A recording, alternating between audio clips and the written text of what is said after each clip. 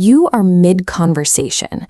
The topic dries up, the silence creeps in. Your brain scrambles for anything to say, and before you know it, you are blurting out a random comment about the weather like a malfunctioning chatbot. We are inherently social creatures, and throughout history, communication was vital to our survival. When a conversation suddenly stalls, our instincts perceive that silence as a disruption of our social bonds.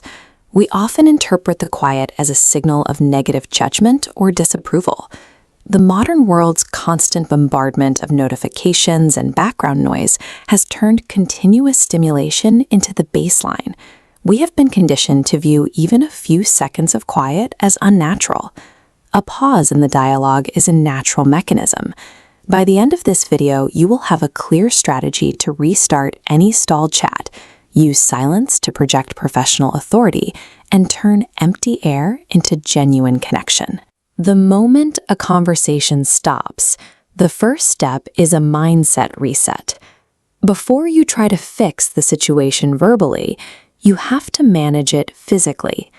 When the silence hits, deliberately drop your shoulders. Lean back slightly to adopt a comfortable posture, and silently count to 5. Most conversational lulls occurred because the people you are speaking with have reached the end of a thought. They might be mulling over a point or simply waiting for their own mind to catch up. By projecting physical comfort, you normalize the quiet. This signals to everyone else that the pause is acceptable, which subconsciously relieves their pressure to fill the space with chatter. Mastering this internal composure is the prerequisite for social success. If you cannot physically endure the quiet, you will inevitably revert to the same anxious patterns that cause a conversation to feel forced. This composure is particularly valuable in professional environments, where your pacing dictates your perceived authority. If a colleague loses their train of thought or stalls during a high-stakes meeting, do not jump in to rescue them. Let the silence sit. Maintaining calm eye contact during these moments preserves your leverage. The tension of the quiet often prompts the other party to reveal more information or carefully reconsider their next words to fill the gap you've created. You can also use planned silence. This involves explicitly scheduling quiet blocks into your agenda. 2 minutes at the start to read, 5 in the middle to reflect on a presentation, and a minute at the end to process action items. Controlling the pacing of a meeting through silence establishes dominance. You move the group toward focus without ever having to raise your voice. In casual settings, if the silence stretches past a moment of reflection and the discussion genuinely dies, you need a mechanical way to move forward.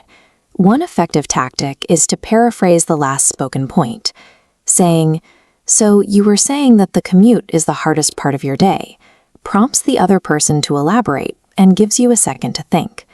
You can also release the tension by casually commenting on the silence. Simply saying, "Well, it looks like we've reached the end of that thread," gives the group permission to move on to something new. For a fresh start, use conversational threading.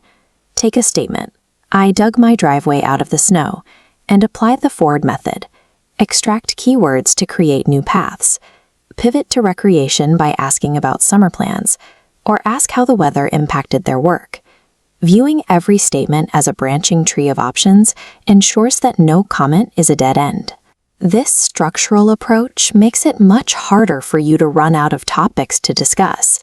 Once the conversation is moving, the goal shifts from maintaining small talk to bridging the gap toward emotional connection.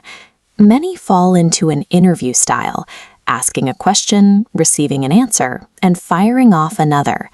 To connect, use collaborative storytelling. Move down the Conversational Flow Model depth chart. Start at level 1 with curiosity boosters before transitioning to level 2 for personal reflection. A level 1 prompt might be asking which movie changed the way they see the world. If they are receptive, you can move deeper into level 2 by asking, "When do you feel most like your true self?"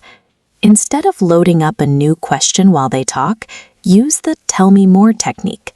Like, what was that like? Or how did that go? Encourage them to elaborate on their feelings. You can also use an Easter egg. Drop a brief personal anecdote into the conversation without making it the main focus. This offers a piece of vulnerability that invites the other person to share something meaningful in return. True connection comes from being strategically curious rather than being the most talkative person in the room. We have covered how to master internal panic, project authority through the pause, and reset dead discussions with threading. Your challenge today is simple. When someone finishes speaking, deliberately wait a full 3 seconds before you reply.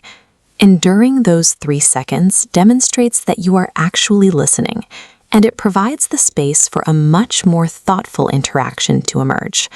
Silence is the most underutilized asset in your social arsenal.